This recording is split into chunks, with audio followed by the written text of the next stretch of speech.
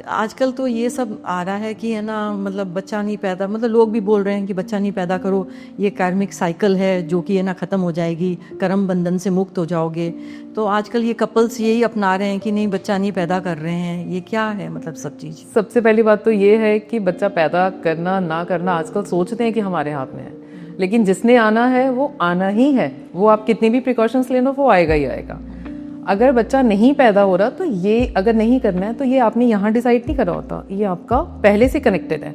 आप पहले से डिसाइड करके आती है आपकी सोल्स कि हम लोग इस लाइफ में जाएंगे, मैरिज होगी, लेकिन हम बच्चा पैदा नहीं करेंगे बिकॉज उन्होंने कुछ अपने पिछले जन्मों में वो ट्रॉमास झेले होते हैं कि बच्चा नहीं पैदा करना, या बच्चे के साथ अगर तुम्हारे कार्मिक बंधन है, इन केस अगर कोई केस ऐसा ले भी लिया जाए कि बच्चा पैदा नहीं कर रहे, वो चलो उन्होंने अपनी पूरी ट्राई कर लिया, बच्चा नहीं पैदा करना उनको, लेकिन क्या होगा जो उनके कार्मिक बंधन के क्या वो यहाँ पे समाप्त हो जाएंगे? वो तो अपना और कनेक्शन बिल्ड कर रहे हैं नेक्स्ट लाइफ का, कि जिसने आना है और जिसके साथ उनका लेना देना है वो तो ले आएगा ही आएगा।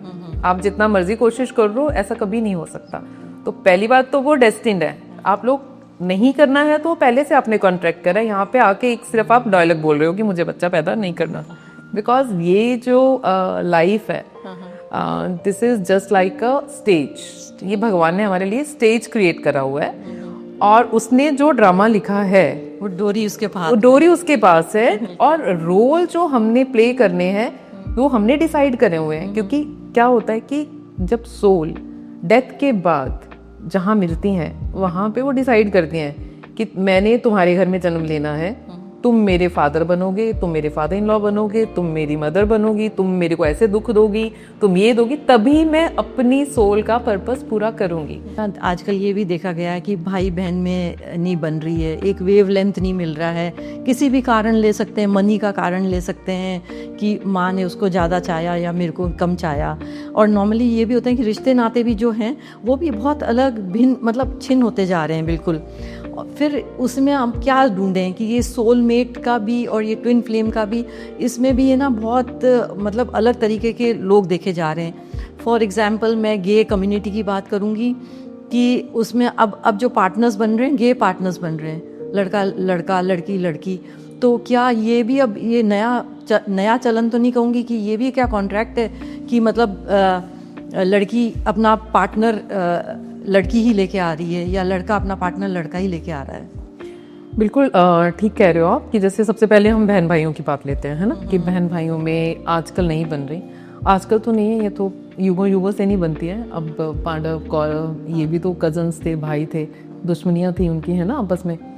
अब इस जन्मों में भी हैं, बहुत सारी फैमिलीज़ नहीं बनती हैं कि आपस में भाई बहन भी बैठेंगे तो लड़ाई हो जाएगी। और ये क्योंकि ये इनके रीजंस होते हैं, बिकॉज जो हमारी पिछली लाइफ है वो फिर कहीं ना कहीं से कनेक्टेड होते हैं। लेकिन जब वो सोल कॉन्ट्रैक्ट्स करते हैं तो उनका ये होता है कि हम लोग जाएंगे लेकिन आपस में बहुत प्यार से रहेंगे। हम लोग कॉन्ट्रैक्ट तो वो करके आते हैं, आके फिर जो हमारे अंदर है वो नफरत, वो बीज जो हमारे पुराने जन्मों से हैं लेके आए हैं, तो वो फिर आ जाते हैं। अब इसमें मैं आपको मतलब मैंने करी है तो आप भी बोलोगे इतनी स्टोरी सुना रही हूँ, मैं आपको बताती हूँ कि क्या हुआ। पास्ट लाइफ का था, किसी का थेरेपी करी। उसमें ये था कि दोनों पास्ट लाइफ में मतलब पहले किसी लड़की का किया आपने? इस लाइफ में क्या था, वो दोनों ब्रदर थे। अच्छा। और आपस में नहीं बनती थी, ठीक है। और वही एक ब्रदर बहुत परेशान हो के आया कि भाई ऐसा क्यों है कि हम लोग तो बैठ भी नहीं पाते हैं, हमारी दुश्मनी ऐसे है जैसे मतलब कि पता नहीं क्या कत्ल करे होते हैं हम लोगों ने, है ना। वो आता है यहाँ पे, थेरेपी करी मैंने उसको, तो देन उसमें क्या निकला कि वो पास जो उसका लाइफ था वो जानी दुश्मन थे, खून के प्यासे। दो कबीले थे उनके और दोनों में मतलब उसके रिश्ते और ये आपस में बहुत मार काट ये वो सब चलता था इनका। तो उनको ये था कि मतलब मार दे, लेकिन ये था कि खून खराबे तक बातें पहुंची नहीं, लेकिन मन में इतना ईर्ष्या द्वेष था कि इनको मार देना है।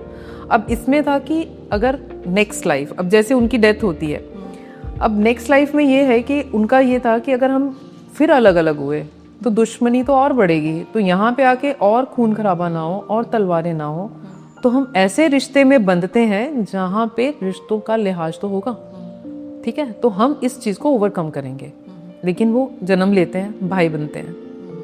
भाई बन के वो भूल जाते हैं कि हम कॉन्ट्रैक्ट क्या करके आए हैं। हमें तो आपस में प्यार में रहना है ना, एक दूसरे को माफ़ करना है, अपनी दुश्मनियाँ भूलनी है।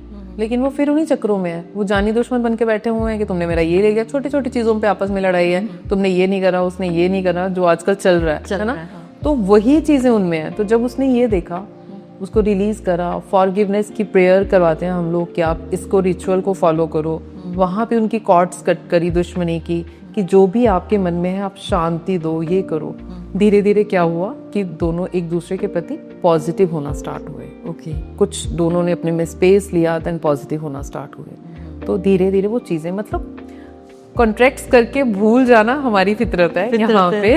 मतलब ये भी है कि मतलब कॉन्ट्रैक्ट करके तो आए हैं पर इधर आके भूल जाते हैं। हम आके भूल जाते हैं ना, क्योंकि ये जो हमारा ये वाला प्लेन है, अर्थ प्लेन है, कि इतना अट्रैक्टिव है कि हम लोग अपनी ही चीजों में मस्त हो जाते हैं। और हम लोग जो ये हमने लग्जूरियस लाइफ है, इसके पीछे भागना शुरू हो जाते हैं। जो ये माया है, माया में खो जाते हैं। तो मोह माया यही तो है, मोह माया त्यागेंगे, स्पिरिचुअल उसमें जाएंगे तो आपस में प्यार आएगा ही आएगा।